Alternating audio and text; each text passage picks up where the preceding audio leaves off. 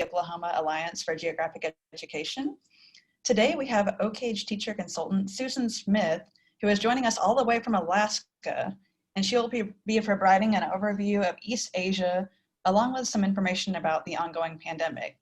Susan currently teaches at the elementary level at Takotna Community School in the Iditarod Area School District.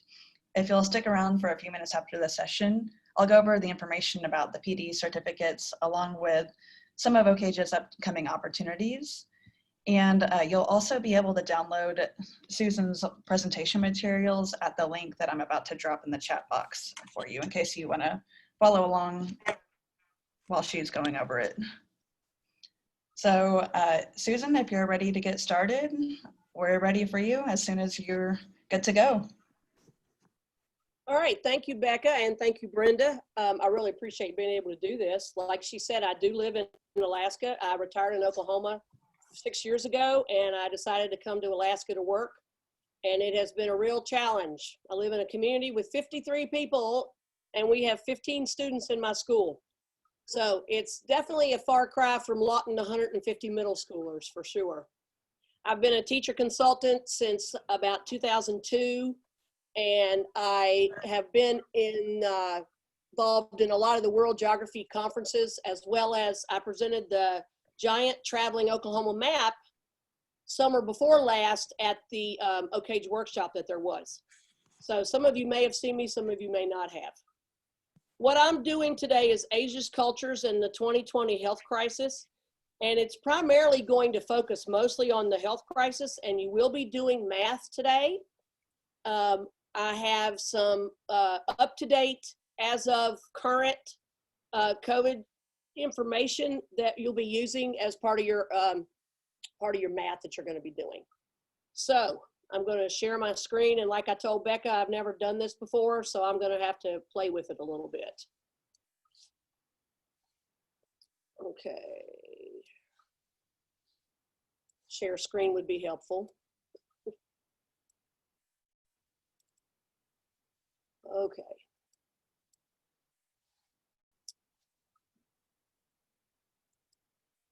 All right. The objectives for today are to learn how to use visual information to identify urban areas in Asia. We're going to compare 3 of the largest capitals and look at the smaller population centers in their countries and determine how COVID-19 was able to spread so rapidly, and then draw conclusions about why it was able to spread worldwide. So the students should be able to tell how there are, the similarities between Japan, Korea, and China, how the highly populated areas were more susceptible to contracting COVID-19, and also one of the charts I have explains what kind of tracking they did on it, and then how the entire world was affected by the spread of the virus. So many of your, well, let me ask you this, are all of you 7th grade teachers? So you're teaching world geography? Okay, so most of your kids probably don't know a lot about Asia. So I like to start out with the simple things that were in the standards, like be able to tell different types of clothing, housing, architecture, that type of thing.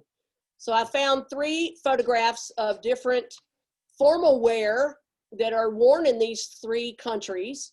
And I would have a discussion with my kids about how are these alike? So what can you guys tell me about how these are alike?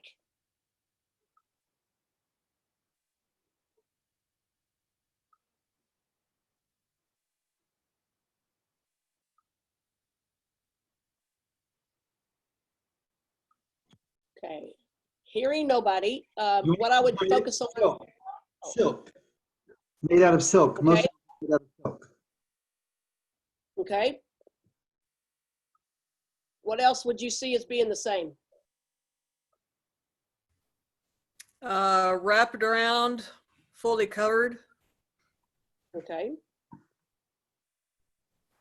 Do you see any predominant color? A lot of red. Right. Red is a very lucky color for Asians, more so in China than the other 2 countries, but red is very prominent.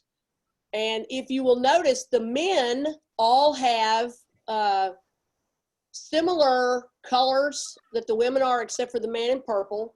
I think that the Japanese one is wedding attire, and the Chinese one might be wedding attire, but I think it's more for like Chinese New Year.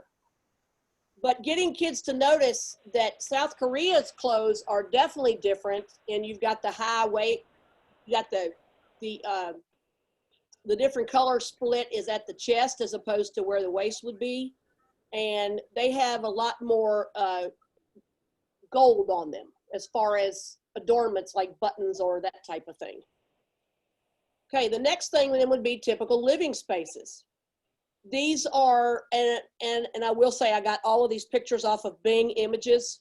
I have some at my house, but I couldn't figure out how to get them all into PowerPoint in the amount of time I had, so I just picked ones that I knew were typical. So what do you notice is similar to to South Korea? I got to get my hand off the mouse. To South Korea and Japan, what's really similar there? They dine seated. Looks like they probably sleep on the floor. Right. Dine seated on the floor. Okay. Do you see a lot of things like we have all over the place?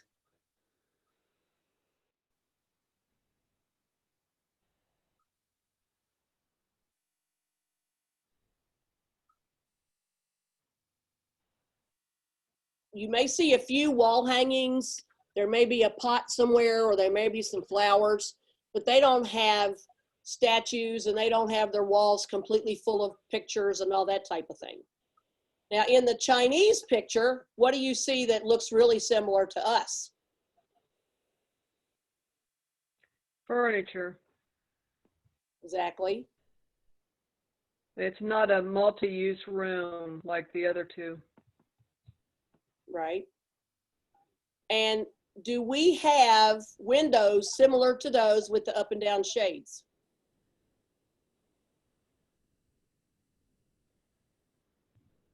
And if you'll notice, the Japanese have sliding doors that are made of paper. The white part is paper. And kids might find that to be really odd, because who builds a door with paper? But because of their location in the world,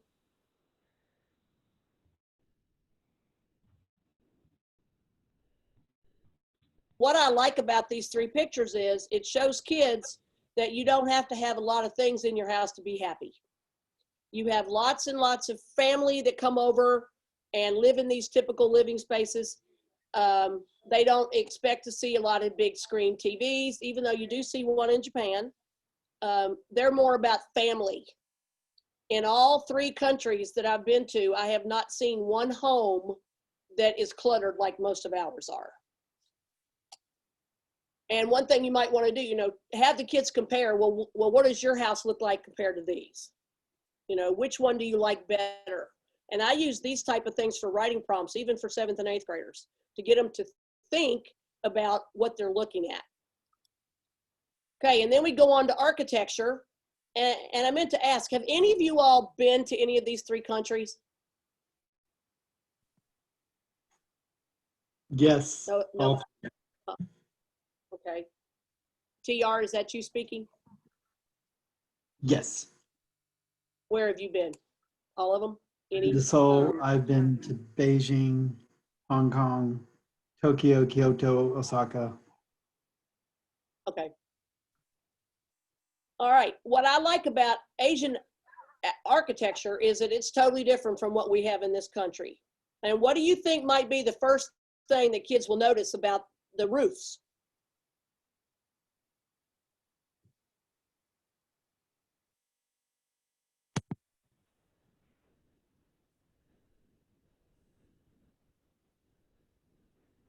They sweep up, Okay. have something at the end of them.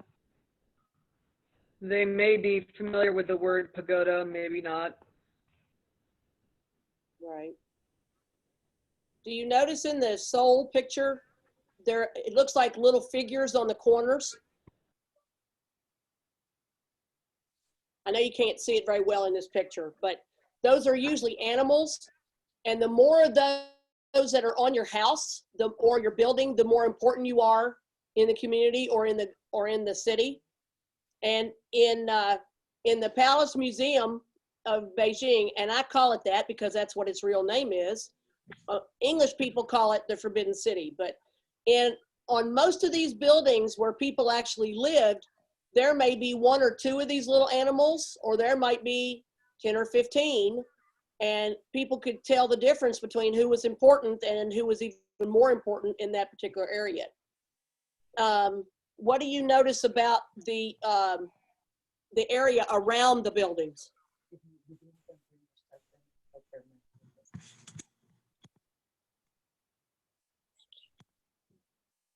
Are there a lot of trees, or is it open land or cement, or what do you see mostly?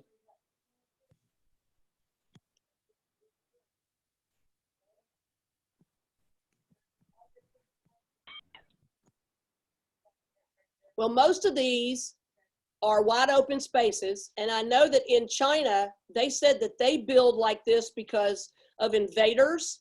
They did not want trees and high walls inside because they didn't want to have anywhere for them to hide. And the same is probably true in North Korea and in Japan.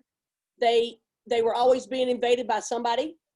And so they definitely need to have it where there's a clear sight of view. So the architecture is similar in all 3. However, it is different if you look at the details of it.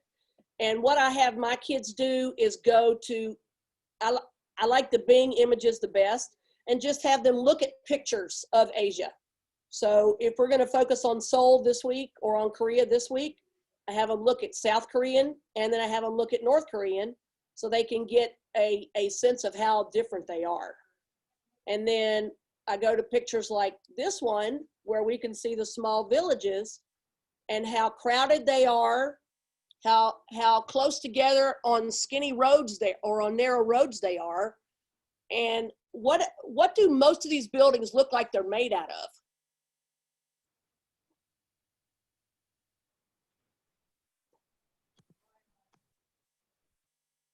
A lot of tile, isn't it?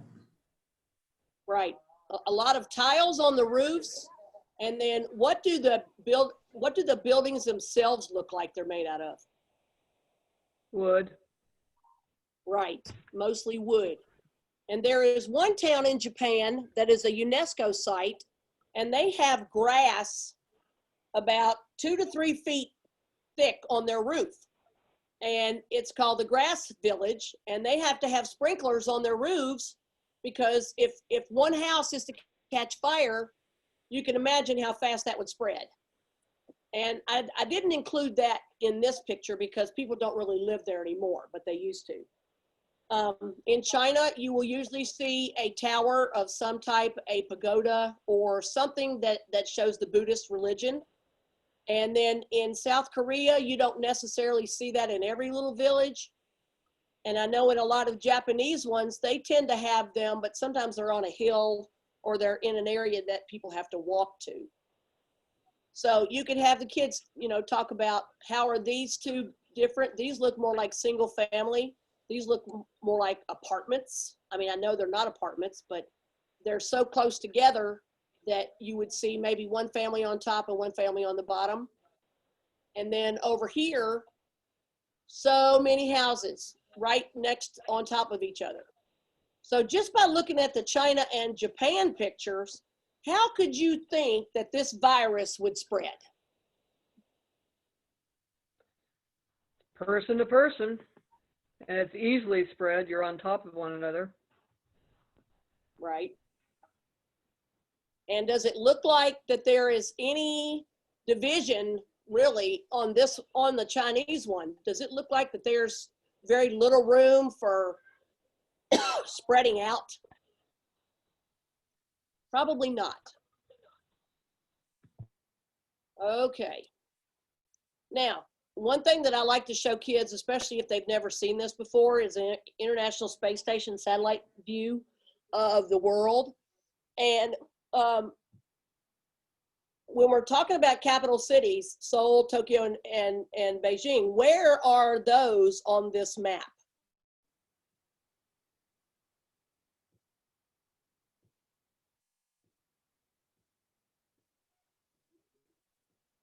Well, what country is this one right here? Whoops. I'm sorry, guys. What country is this one right here? That's Japan.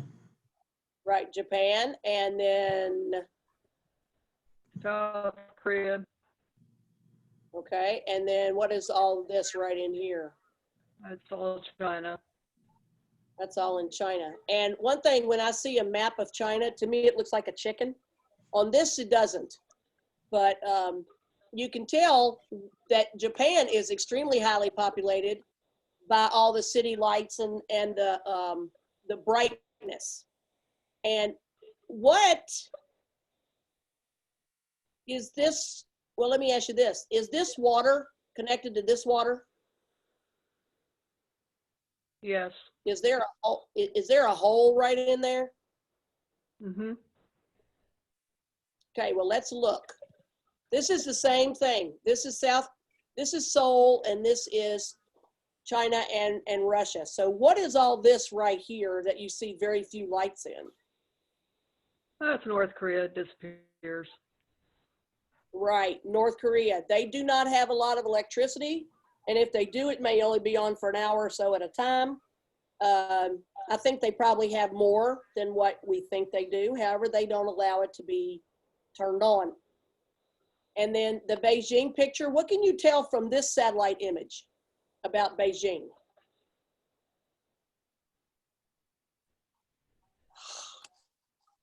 My mouse is not my friend today, I'm sorry. Are there a lot of roads?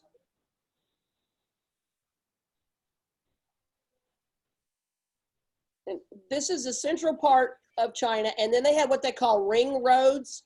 The last time I was there, which was 2010, I think they had 5 ring roads. That would be kind of like the roads around Dallas and Fort Worth.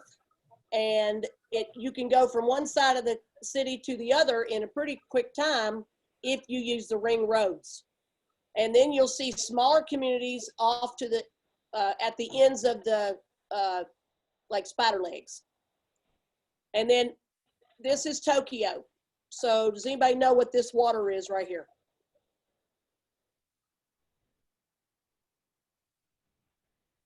That Tokyo Bay. This is Tokyo Bay.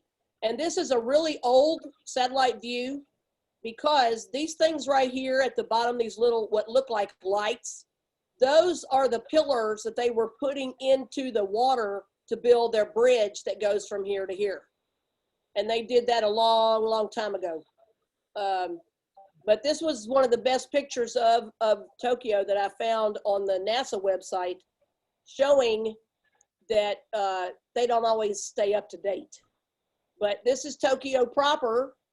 And then all of these outlying areas, in 2004 or 2006, they said that just this area was like 36 million people. So just seeing this, you can see how a virus would spread if just in this small amount of space, relatively small amount, you've got 36 million people. Okay, now I'm going to show you an International Space Station 10-minute tour. We may not do the whole thing. I have found on this that the YouTube one is better than the NASA one. It is the same one, but this one is higher quality, I think. And I want you to notice what the space station does and what they talk about as they go through this. Come on.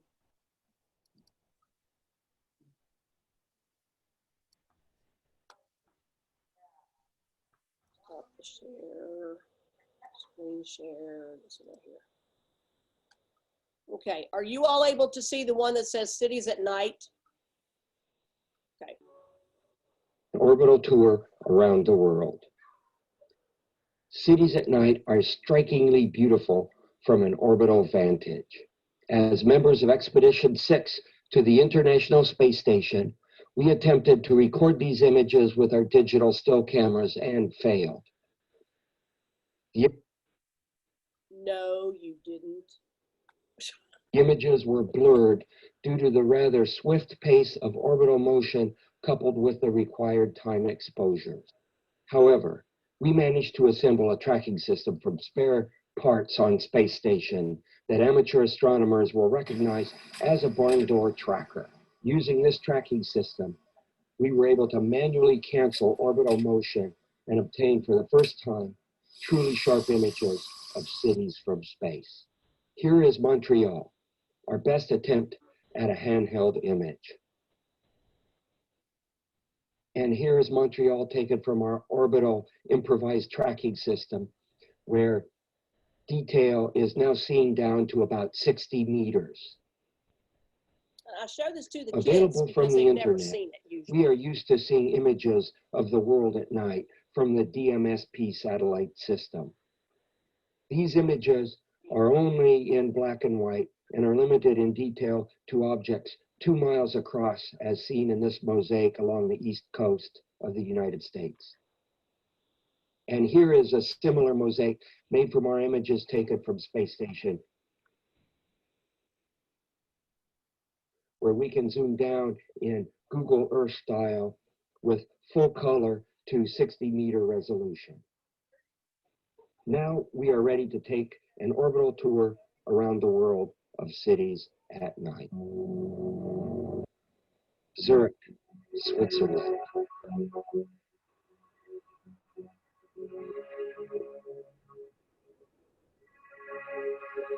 Milan, Italy. Madrid, Spain. Cities at night are caught in a triangle between culture, geography, and technology. Athens, Greece. Antwerp, Belgium. Cities in Europe display a characteristic network of roads that radiate outwards like glowing spider webs. London, with a tour down the English coast to Bristol. Cairo, Egypt, with the Nile River seen as a dark shape running south to north. The pyramids of Giza are well lit at night and visible as 3 spots in the center. A journey up the Nile brings us to the Big Bend, past Quina and Luxor, where the Valley of the Kings is peacefully dark. Tel Aviv, on the left, Jerusalem on the right. Riyadh, Saudi Arabia. Showing multicolors, the cities in the Middle East are strikingly beautiful from space. Jeddah, Saudi Arabia, with the road winding eastward towards Mecca.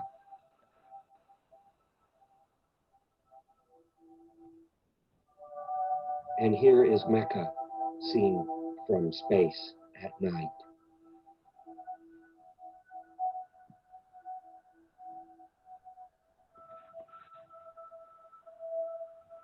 Abu Dhabi, United Arab Emirates.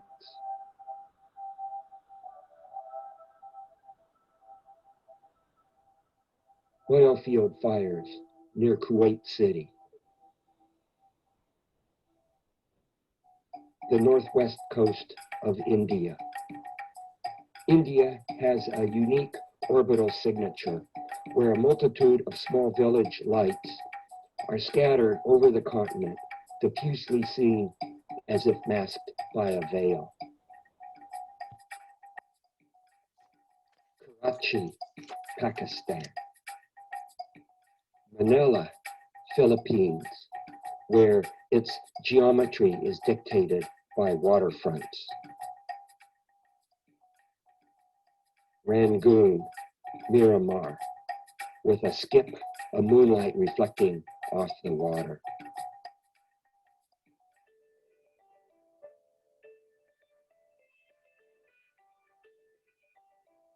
Hong Kong,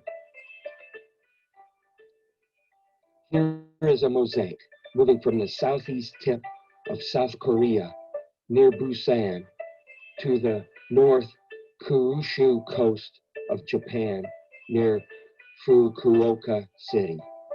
Midway in the Korea Strait is a fleet of fishing boats luring their catch with intense xenon lights, appearing as unfamiliar members of the zodiac. Tokyo, Japan. The cities in Japan have a distinct blue-green cast. From this, one can immediately recognize that your orbit is over Japan. Nagoya.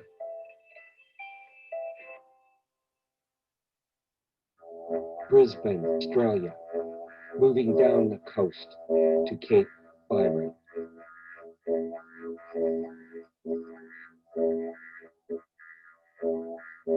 The fabled Alice Springs.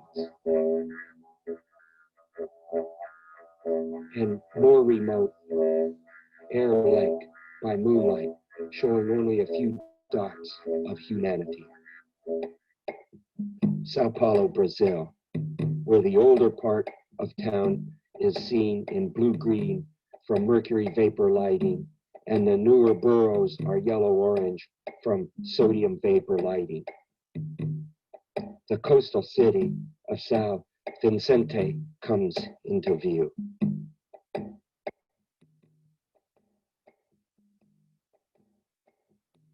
Mexico City.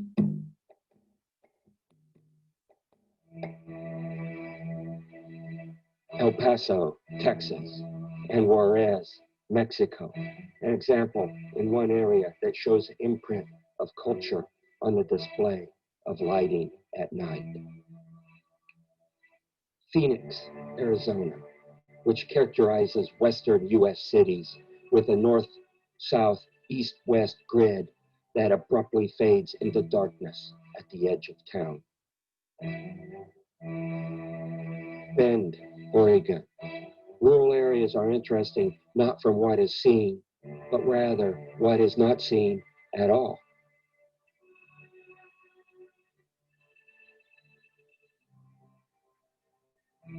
San Francisco Bay Area.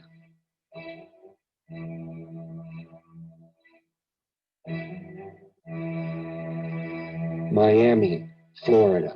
We now have a database of over 4,000 images of cities at night, systematically taken all around the world.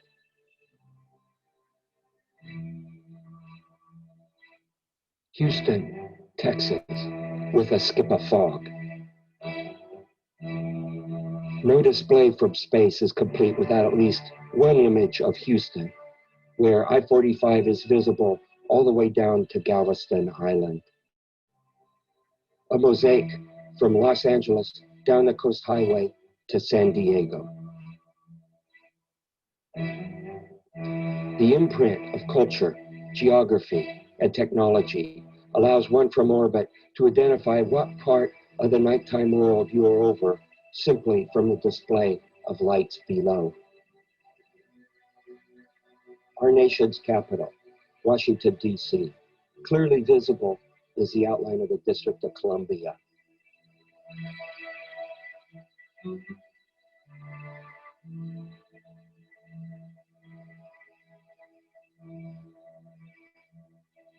The brightest spot on Earth.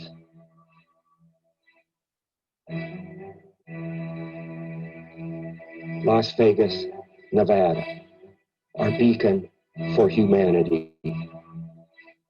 We do not construct our cities by how they might look from space.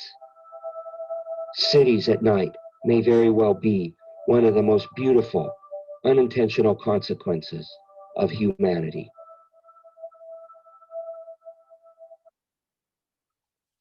All righty. One thing I like about that video is that kids are able to see these places from space and understand that they are large areas, and then all of a sudden they peter out in some cases to nothing or to land that doesn't have lights in it. And a lot of times when I have shown either that video or just the still pictures, I have the kids say, what about technology can you see has to do with the geography here? And I like that because this is a real good segue into showing how in the world, when you've got a place that has 36 million people, how you have illnesses, not just COVID-19 virus, but illnesses that will spread like wildfire because of how they live and where they live. So I'm going to go back to my PowerPoint. And the next couple of questions I have will have to do with our virus. So where was the virus in February as far as we knew?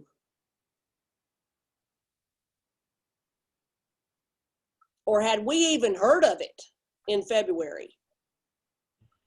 Yes, we'd heard of it by February if we were listening.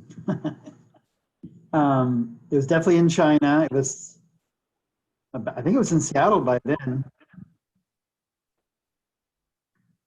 Well, I know up here, we didn't hear about it till March. And our last day of school was March the 10th, but that's because we have the Iditarod dog sled race comes through here and the kids volunteer. So we weren't going to be in school the rest of that week either. By March the 14th, from what I had heard, most everybody was implementing shutdowns across the country. And what I found interesting was we had 53 dog teams come through. We had 20, 30 volunteers and medical and Iditarod race coordinators. Not a single person in my village got sick. Not one, with all of those strangers coming through here. And I think that that shows that you can be in an event and no one gets sick, even as close quarters as we all were, because we had like 25 mushers sleeping in our church, which is a room about as big as a classroom.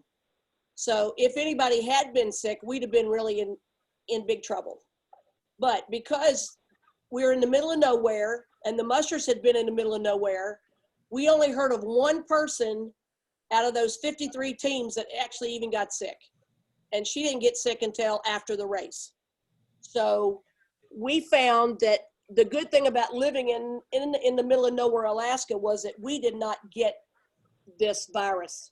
Even though we shut down, we didn't get it like a lot of other places did. Okay, so what reasons can you provide which show how it spread? Just from what you know of where you live.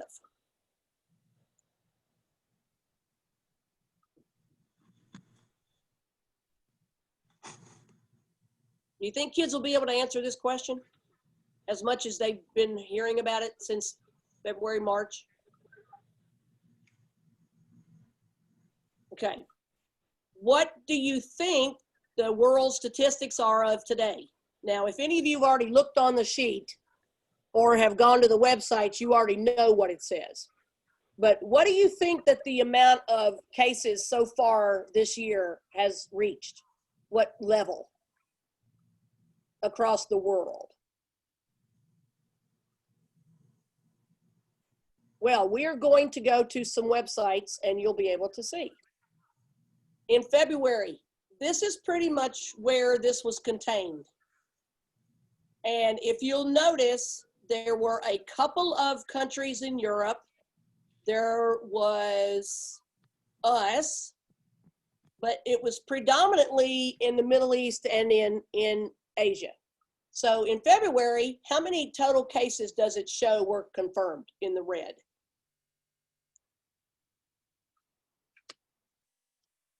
Do you think kids are going to think that's a big number? Yes. Maybe, maybe not. It just depends on how much they've done. But where were the majority of the cases? In China. China. And so that's why people were calling it the China virus, because it originated there. Now, if this is where it was in February, how in the world did we go from this in 2 weeks to this?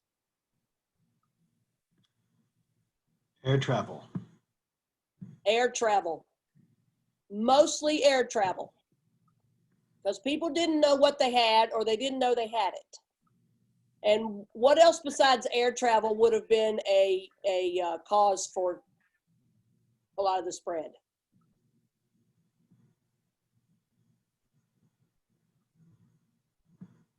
Boats. There are a lot of fishing crews that come from Asia, that come from the Philippines, come from China, come from Vietnam, all that. And we have, in this part of Alaska, there are several canneries. And some of the fishing boats have made it up there. Mostly crab, and that's a crabbing season. But most of the other was the air travel. And then this is the same time frame. And what do we see in gray? Or what would you assume would be gray if you were a child?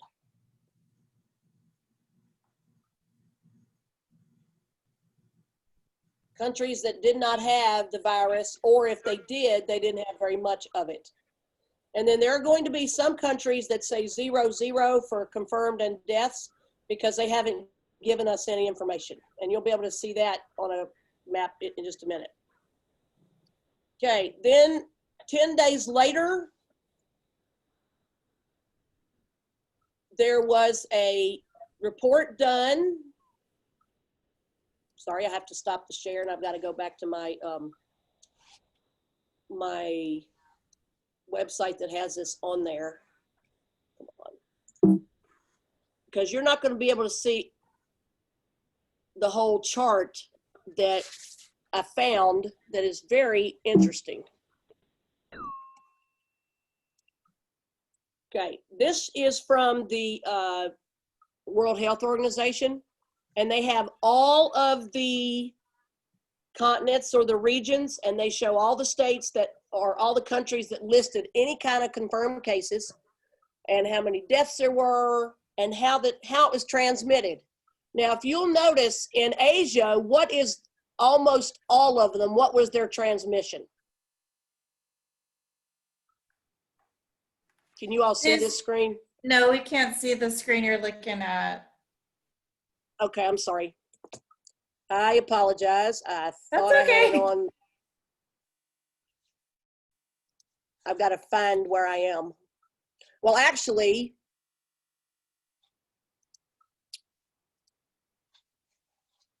I have so many screens open, it's not even funny. I'm trying to.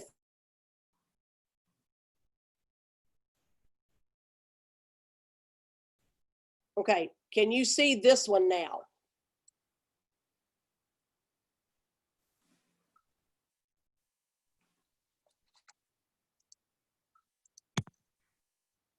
Okay, now can you see it? Mhm. Okay, this document goes through all the continents and it shows all the numbers. Now, if you will notice at the very beginning, how many people does it say were confirmed in China by March 27th? 82,000 some. And then look at Italy, 80,539. China and Italy are not even close to each other. But Italy tended to be one of the very first countries to develop a lot of cases. And we actually had a musher from Italy, and he didn't know how he was going to get home because he was told he could not enter his country because one of the biggest cities in Italy that had so many of these cases was where he lived. So he had to wait like a month or so before he could even go home after the race. But what do you notice on the transmission classification about how almost all of it was transmitted?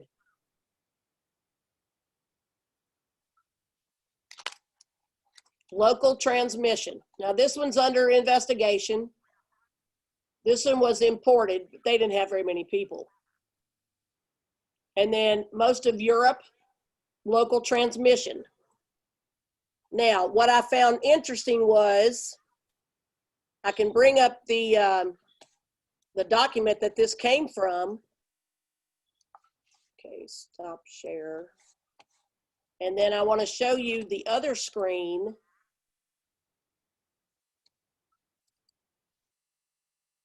That was from March the 27th, and you can scroll. What I find interesting is this chart. How we got all the local transmissions here, and then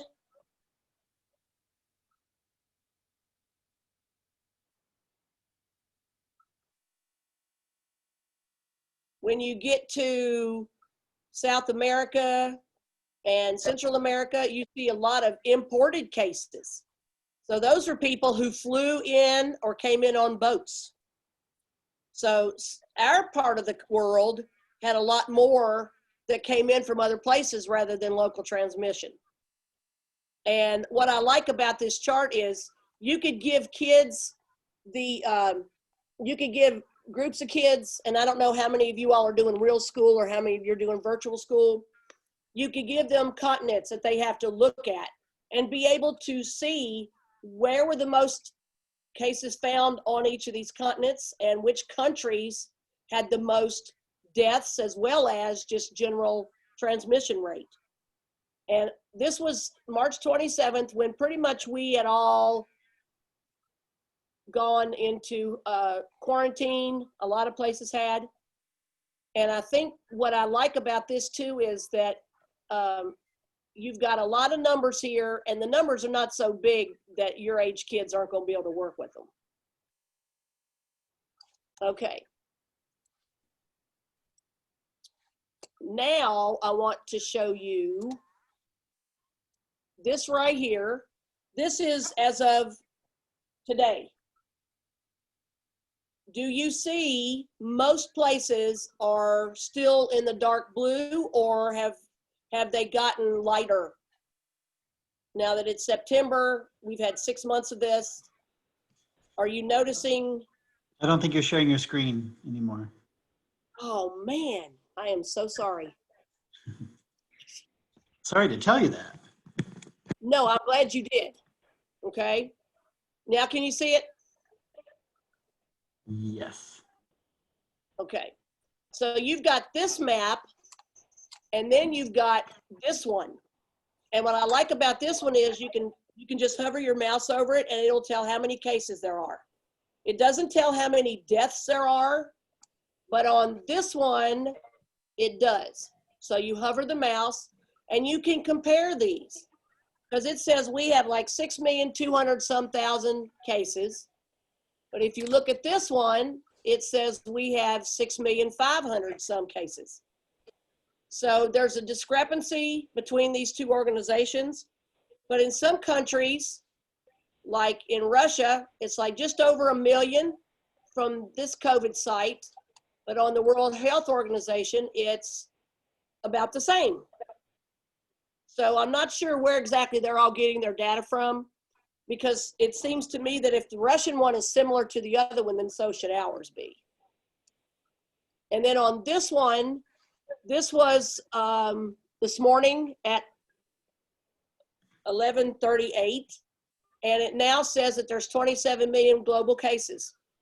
And what you can do is you can click on a country, and then it will give you information on the other side of the screen. And it'll move the map so you can see where it's talking about. So we have the most right now, over 6 million cases, whereas China has really shrunk, I guess because they had so many at the very beginning.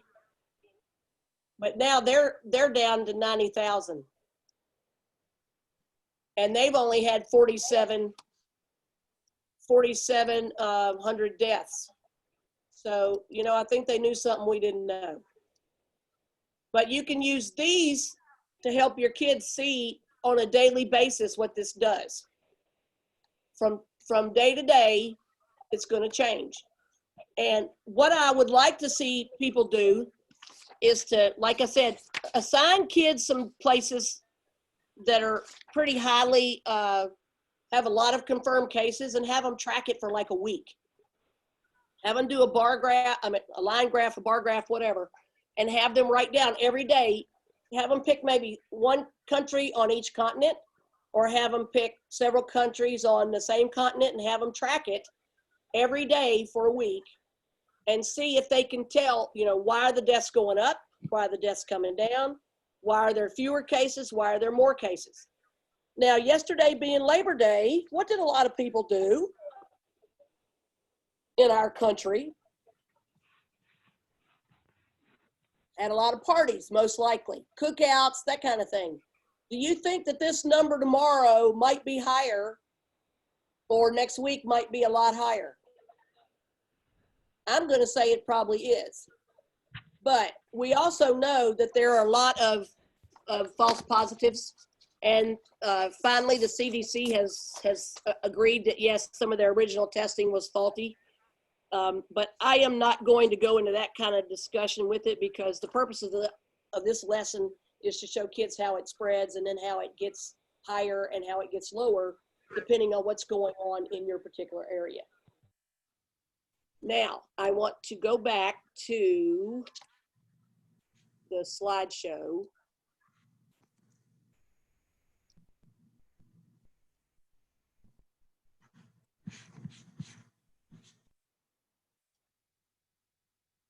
Okay, and so we need to ask, what is next?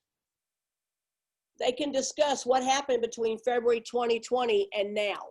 And they can look at all those maps, and they can look at all those charts, and they can be able to tell